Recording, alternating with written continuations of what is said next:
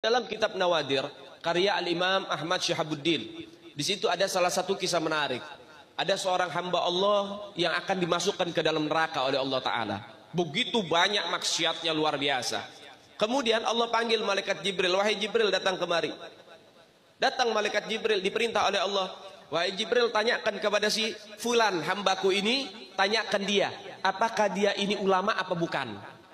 Pertama, apakah namanya seperti nama para ulama? Apakah dia keturunan ulama? Mungkin ayahnya atau kakeknya atau buyutnya ada enggak ulama? Apakah dia pernah duduk bersama ulama? Apakah dia cinta terhadap para ulama? Apakah dia ini pernah makan dan minum bareng bersama para ulama? Tanyakan sama itu orang.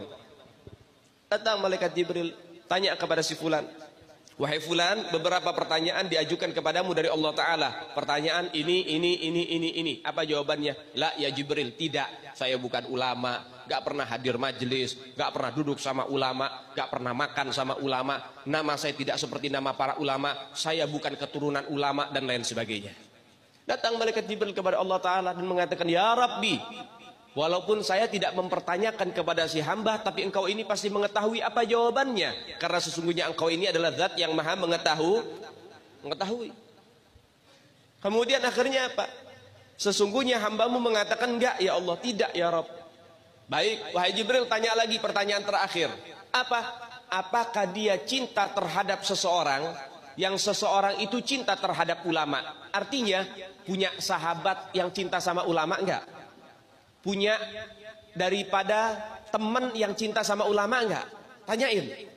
Datang malaikat Jibril tanya, kamu punya teman, punya sahabat yang cinta dengan ulama? Maka orang ini mengatakan, na'am ya Jibril, iya. Saya dulu di masa hidup saya punya teman. Saya punya sahabat karib. Sahabat saya ini suka hadir majelis-majelis. Sahabat saya ini cinta sama para ulama. Apa kata Allah? Wahai Jibril, cintanya dia kepada sahabatnya yang sahabatnya cinta terhadap ulama cukup menjadi alasan bagiku untuk mengampuni semua kesalahannya. Saat ini pindahkan dia, masukkan ke dalam sorga. Cinta sama para ulama pakai wasilah itu bisa jadi satu kabar gembira, bisa masuk ke dalam sorga. Apalagi bila kita cinta langsung kepada para ulama. Apalagi kita punya anak ulama. Apalagi kita di sini menjadi para pecinta ulama, bahkan apalagi kalau kita dicintai sama ulamanya. Jadi kalau seorang murid cinta sama guru itu biasa, tapi kalau seorang guru cinta terhadap muridnya itu baru luar biasa. Seorang murid cinta sama guru itu hal yang wajar, itu hal yang wajib, yang pasti. Tapi ketika nama si murid ada di hati guru, berarti itu murid luar biasa di hadapan gurunya. Sehingga kita harus bagaimana caranya cinta terhadap guru kita, dan kita harus berbagai macam cara untuk bisa mendapatkan cinta dari guru kita. Al-Imam Syekh Abdul Qadir Al-Jailani, beliau itu dulu begitu tabah dan sabar terhadap gurunya. Sampai hampir setiap hari digoda sama gurunya. Diceburin ke sungai waktu di masa-masa dingin.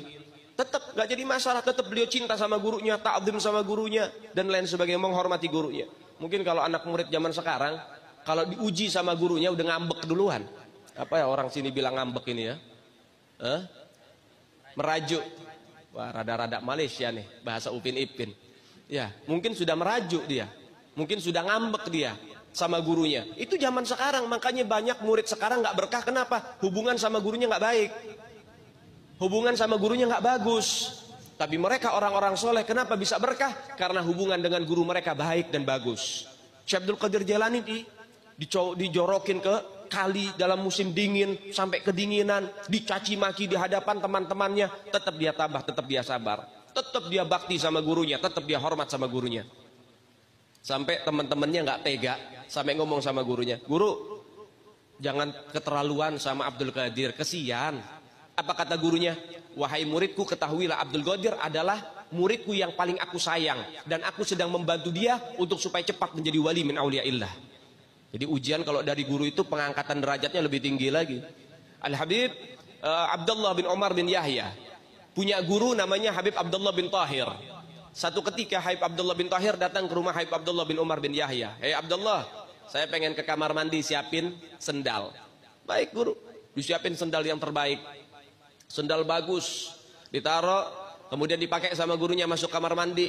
Kemudian berwudu itu guru keluar kamar mandi, sendalnya dilepas. Setelah sendal itu dilepas, berpisah dengan kaki gurunya oleh Habib Abdullah bin Umar bin Yahya, itu sendal diambil, bekas airnya diusap ke wajahnya, kemudian sendal itu diciumi, ditaruh plastik, ditaruh di dalam lemari, dan sampai dia meninggal nggak pernah dipakai itu sendal karena bekas gurunya. Sehingga dengan hal itu Al Habib Abdullah bin Umar bin Yahya menjadi wali min auliyaillah yang betul-betul mendapatkan maratib yang tinggi di sisi Allah Subhanahu wa taala. Itu mereka orang-orang soleh, hubungan dengan gurunya baik.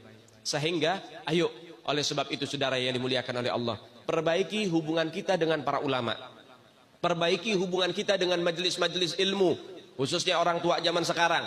Ayo ajak anak-anaknya untuk mencari ilmu agama Allah Subhanahu wa taala. Hati-hati, ini zaman akhir.